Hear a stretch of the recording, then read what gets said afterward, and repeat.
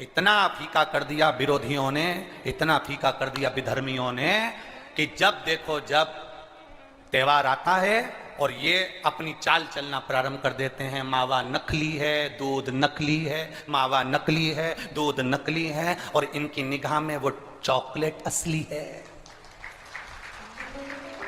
घर के पकवान नकली, घर का भोजन नकली, भारत की भूमि पर बनने वाला पकवान गुलाब जामुन, इमरती, भजिया, पकोड़ा, खोपरा पाक, अपने घर में बनने वाला गुजिया, पपड़िया, सब नकली है।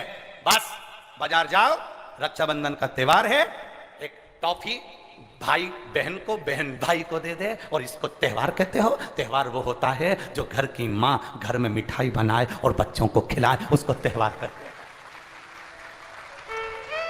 फीका कर दिया त्योहारों को। जो भी त्योहार आते हैं या तो 2 हो जाएंगे, 3 हो जाएंगे, या फिर इतने छोटे हो जाएंगे कि उसमें आप विचार करते रहोगे कि मैं कल मनाऊं कि परसों मनाऊं। बस इसी विचार में पड़ते रहेंगे, और हमारा सनातन धर्म का जो हमारा एक आनंद है, हमारे जीवन का जो सुख है, त्योहार का जो उत्साह है, त्योहार का, जन्माष्टमी आती थी पहले लोग ऐसी जन्माष्टमी मनाते थे, रामनवमी आती थी पहले रामनवमी मनाते थे, रक्षाबंधन आता था पहले रक्षाबंधन खुशियों से मनाते थे, जब होली आती थी होली खुशियों से मनाते थे, दिवाली आती थी दिवाली खुशियों से मनाते थे, संक्रांति आती थी संक्रांति खुशियों से मनाते थे। जितने त्योहार आते थे एक आता था और उसमें उत्साह, उमंगता, आनंदता होती थी। आज के जमाने में इतना इतना बांट दिया, इतना इतना बांट दिया कि त्योहार को भी 2-4 कर दिए, तो लोग विचार में पड़े रहते हैं। अब करें तो करें क्या, अब विचार करें तो करें क्या। टॉफियों को इतना जरूरी बता दिया कि घर में मेरी माताओं के हाथ की बनी हुई गुलाब जामुन, खोपरा पाक, गुजिया और पपड़िया कोने में पड़ा रहता है, और वो टॉफी एक मूल हो जाती है, एक चॉकलेट मूल हो जाती है। और हम समझ नहीं पा रहे विधर्मियों को,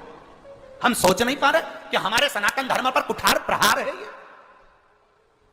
हमारे सनातन धर्म को नष्ट करने का प्रहार है ये।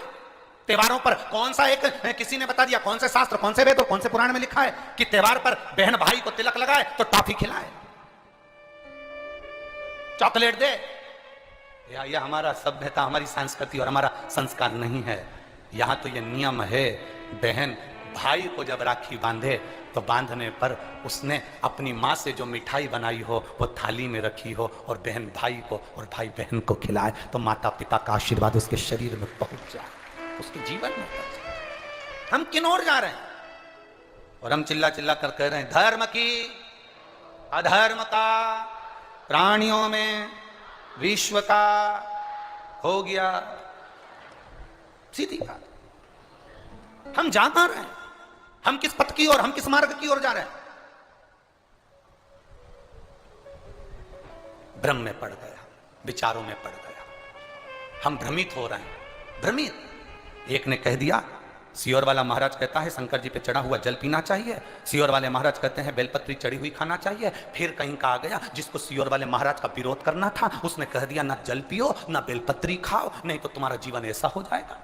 यह विरोध शास्त्र का नहीं है, यह सियोर वाले महाराज का है कि इन्होंने अगर बोला है तो उसका विरोध करना, इन्होंने बोला दुर्वा चढ़ाओ उसका विरोध करना, इन्होंने बोला चावल चढ़ाओ इसका विरोध करना।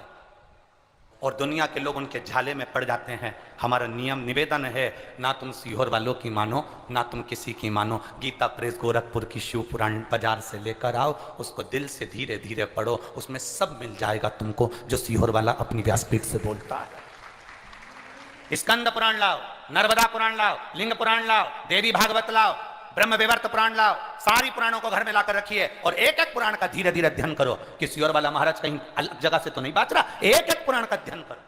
केवल फेसबुक, यूट्यूब और मोबाइल पर ज्ञान नहीं मिलता कि आप थोड़ी देर खोल के बैठकर आपने ज्ञान ले लिया, ये तो हमने पढ़ा था शास्त्र में। ऐसा शास्त्र को पढ़िए, वेद को पढ़िए, अपने पुराणों को पढ़िए, उसका अध्ययन करिए कि बेलपत्री का चरित्र कहां वर्णन करा, एक बेलपत्र दान का जो वर्णन हमारे शास्त्रों में किया गया, एक वृक्ष लगाने का फल हमारे शास्त्रों में कहा गया, एक भूखे व्यक्ति को भोजन कराने का फल हमारे शास्त्रों में कहा गया, उसको पहचानिए।